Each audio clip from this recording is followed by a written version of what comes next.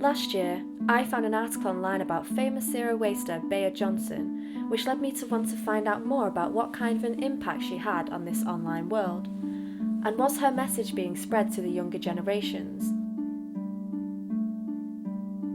Today I've travelled to Crewe to meet young zero waste vlogger Dani De Silves.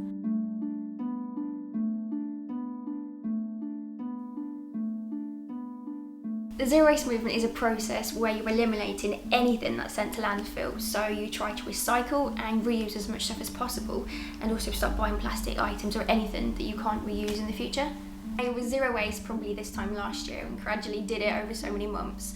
I first started by having a compost system, so composting all my food, getting some worms for my wormery, and just being an absolute pain to my friends and family and refusing them to bring anything in my house that was plastic. So I just started university and I was learning about marine objectives and wildlife and coral reefs, and you're kind of always aware of it. And I know last year there was the issue of the whales that were beached up around the Lincolnshire coast area, and that was like a trigger, and I was like, wow, we need to really do something about it because it's just making so much harmful effects.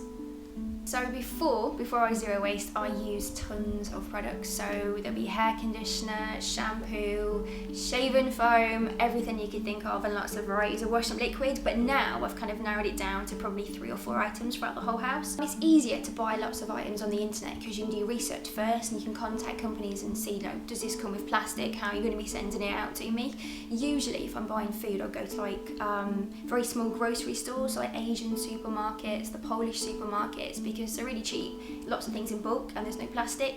And also farmers markets and things, they seem to be pretty awesome at having no plastic in them. Okay, so plastic never breaks down. It probably does after 100, 200 plus years. There's no guaranteed time frame of when something would eventually erode down.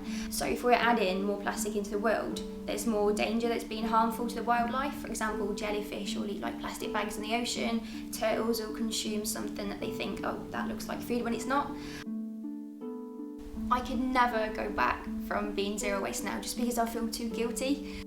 If someone wanted to go zero waste and had no idea where to start, the most easiest place is making a note of how you currently live. So do some research, find some, say, top bloggers, some YouTubers, and see if they can offer you any advice. Obviously myself as well, I can help out with that.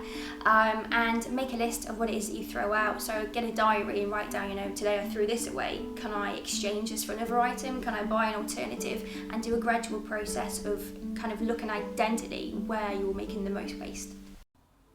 We have seen the problem and the solution, but who is now responsible for changing the current state of our world?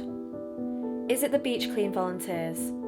Is it the zero wasters or government? Or is it in fact the responsibility of us all? We all have a say in how we choose to live on this planet, so let's make our voices heard to save the wildlife and our own humanity.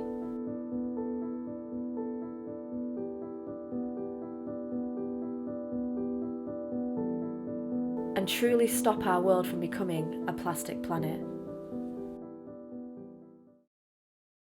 It's gonna take a long, long, long, long time to change the world.